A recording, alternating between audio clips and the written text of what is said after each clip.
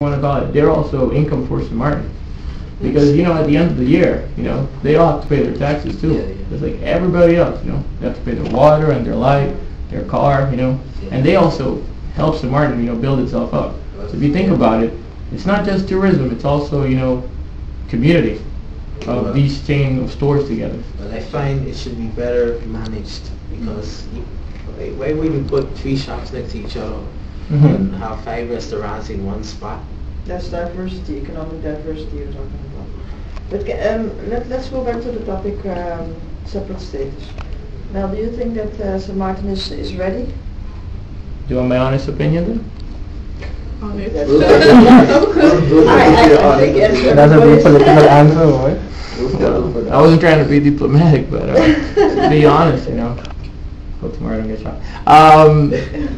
I don't really think we should know, should become country or that we are ready? If we are ready to become country, I don't think we are. Okay. But I'm saying this because of the fact of all the relevant information that I've received from others, Yeah. Whenever I call back home, I hear that the situation isn't really getting any better, When it comes to crime and development of crime, on the island, and the poverty scales are shooting up into the sky. Now, like the student over here said, he has a valid point. When you hear only bad news, you kind of wonder if you really want to go back home sometimes, So no one really says it, but it's the truth, You live here, you live in Holland, you live kind of more comfortably. But at the same time, too, maybe it's about time that St. Martin does become independent because it's giving away so many of its own students, Some go to the States, some go to Holland, some go to God knows where, And then they don't come back. Yeah. And they could also help out too. Be a little responsible. But that's contradictory because if you become independent, then for sure you need those students. What do you think about helping out to build your island? Well, that's what I said. Like personally, I also know I gotta go back. I don't go back because like it's something because I was born there. I'm going back. I'm going back because it's a necessity of mine that I need to go back to fill in that void that's missing in that area. Well, in the later years, maybe when I'm like, I don't know, God knows, 36, 40, I want to go travel somewhere else, I can always do that, But once I know that if I'm there, I start something, and it progresses, and it helps out, and there are other people who get influenced by what I did, I know that they're going to want to come back. Just because most people are scared to start off and walk on their own 2 feet, really.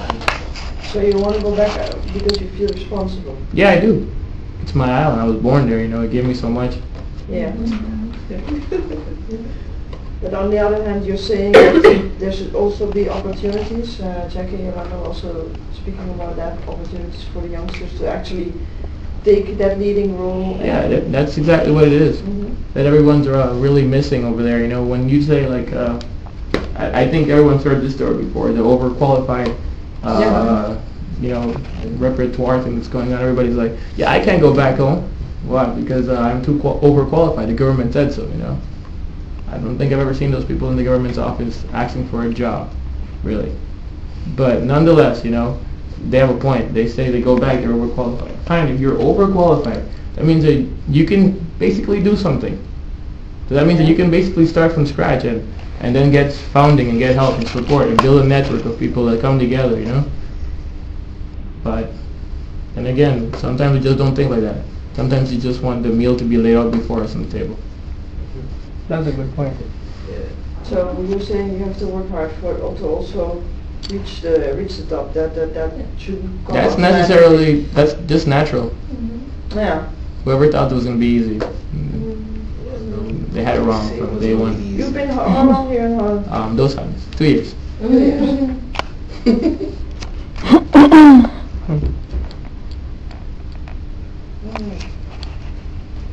She's filming. How am I going to ask her a question?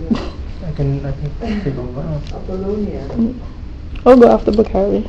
I wasn't exactly prepared, so. Yes, that's true. But everybody's calling you Bakari. what? Yeah, it's my other name. African name. You didn't write that name down. Yeah, no, I just want to say it for the record so people know exactly who said it. Oh,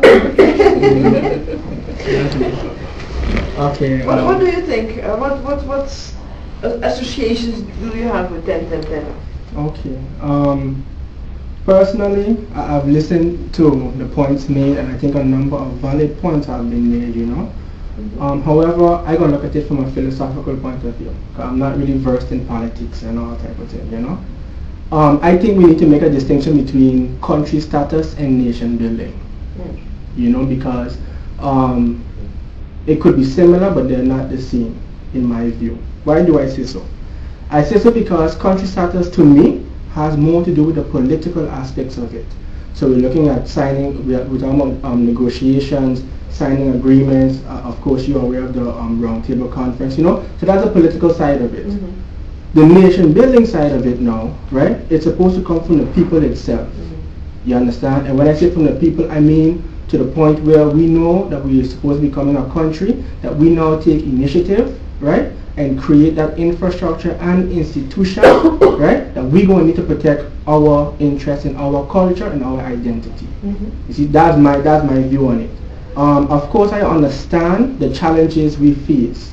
You know, I think I made a list of it here, and feel free to jump in and tell me if I miss out on any. We got issues with labor and employment policy, education, the tax system, budgets, establishing in the Constitution who's a St. Martin. Now, of course, we know about these discussions. We know about these discussions. I'm not going to be naive, Richard, but I think at the same time, when I also hear people talking about if we're ready, I'm wondering and I'm questioning myself if what they're doing is not a projection of their own doubts of their potential and ability. You understand what I'm saying? Because I have learned from Sigmund and Freud, the whole psychologist from Europe and thing, he talks about projection. When we project our fears onto the people that probably ain't self-dealing with what we're dealing with, you understand? So I'm wondering if it's a case of that. You know, because at the end of the day, you never know when you're ready. I wasn't ready to come Holland. I have 12 years. You understand? But just through trial and error and experience and reflection and preparing for the next phase is when you come to say, well, okay, you know what? I mastered that. You know what? Next time that death ain't gonna catch me. But you know, next time they do about it, ain't gonna come check for me. Next time me failing that test. It's trial and error. I came from Sandia School, which was a low school on Sandia. But now I was fortunate to go to Harvey Yo. And then getting something like economics and marketing, and of course you're going to be confused, but after a while you just find your way. Show me one nation that has become autonomous or independent that didn't go through trials and error. Okay, at the end of the day, the people, and especially the youths, took responsibility, took on an added responsibility because they were forced to grow up. You understand? Look at every successful movement around the world, whether it's a civil rights movement, right, in America or in South Africa with apartheid, it was always spearheaded by young people. Recently they had something in Arizona when they were trying to introduce some racist curriculum. Who was in the street? The people, not the politicians, not the older heads. I think we as a people, we as students within this room and within this generation are fortunate to be able to go away and study, acquire skills, knowledge, and maybe even master the language for some of us who has. I haven't done it as yet, right? But to return now to the soil, right, and make that contribution by any means necessary. You understand? You support that? You want to go back for sure? Definitely. Yeah. Definitely. But what I am saying is that we don't. I don't think we should be wondering which foot should we step over into country status with, the left foot or the right foot. I think we just need to make a move. You understand? That's what I think we need to do. We need to make a move. Well, we made the move. We already do it. So, like I said, it's going to be hell. That's no problem. We just got to go through it. Good afternoon. I have a question for you. You can ask. I will. You pointed out that the youths are often, if not in all cases, the ones who spearhead change. Yes. Right? In your opinion, do you believe that that consciousness is among, or is in the youth, rather, of St. Martin today? Okay. You know, I'm going to answer positively to that statement. You know why? Because I believe in the youth the same how I believe in myself. For me to doubt The youth is to doubt myself. Back in the day, grandmother them had a saying, and they say, we are because I am, and I am because we are. We are connected. You see, I think we who have been fortunate to get additional outside experience have to package, right, this vision to the youths in a way that they can now eat it up. That's what I think. I've noticed a lot of time, right, when it comes to these things. I have spoken with youths in my community. You understand? And they express a profound interest in the change, but how to go about that change? You get the confusion. So now they resort to ways more familiar to them. Lashing out, disrespect, dropping out of school, running with the law. This is what we're dealing with. But I think provided that they have the necessary tools, equipment, and vision, coupled with inspiration, of course, right, our youths will bring about that change. That's my personal opinion. So the consciousness is there. It is there. It just has to be. It's later. It has to be activated By whom?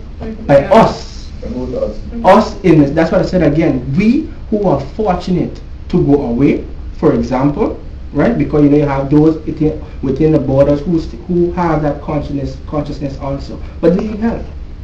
Straight up, they need help. What I am saying is that it is for we now who have this additional experience and awareness and thing to package it in a way that it can be more accessible to them. That's what I am saying. That's why I place more responsibility on my generation and on myself, because when I was growing up, I had a generation above me to keep me in place. This generation who's younger than me don't have that. And I would not blame the parents for that. I would not blame government for that either. You understand? Because them is my people. You see, I supposed to be looking out for that little boy, that little girl in the corner. I supposed to be setting them straight. You understand what I'm saying? So I'm not of the mindset to be blaming government for anything, because at the end of the day, the people unfortunately they just get the kind of government they want. You understand? Because if you see, for example, we have, like you talked about, the numerous foreign-owned businesses, ethnically owned businesses, right?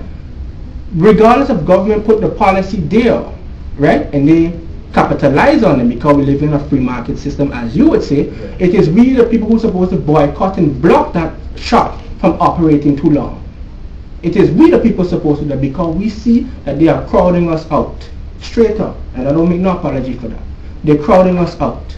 Would you say boycott is a bit of an extreme word to use though? What is extreme? I am looking at my people being replaced by others. That is extreme. I'm looking at, if we have 10 businesses, 2 are locally owned. That is extreme, my brethren. That's a margin. And if you look at the ratio, it's like any margin, it's a number, and like any number, it's not a fault, it's a fact. Okay, right? But what I'm saying is the consequences of this fact upon my people. This is what I'm looking at. You see, I don't have no issue with free market or socialism, but it must work for our own interests. That's what I'm looking at. You know why I say so? When things are bad, when the ships don't come in anymore, when the airport don't have as much planes, who feels it most? Minimum wage earners, single-headed households. Why? Because all of our resources are directed to a particular area, tourism or whatever have you. You understand? This is what I'm saying. I think we as a people, right, need to learn to protect ourselves. We can't expect government to protect us. We need to learn to protect ourselves. I agree with you with the strikes and with the protesting and everything. I agree with that. But it is for we now to own up to that idea. Move away from fear, because that's a big factor on the island, fear. Political repercussions and isolation and alienation and things. That's a serious thing in St. Martin, you know. So crowded, that's all.